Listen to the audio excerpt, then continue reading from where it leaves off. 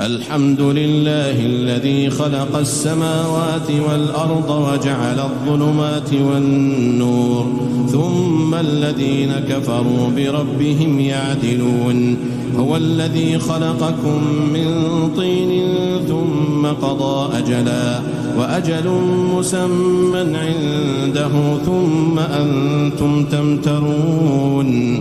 وهو الله في السماوات وفي الأرض يعلم سركم وجهركم ويعلم ما تكسبون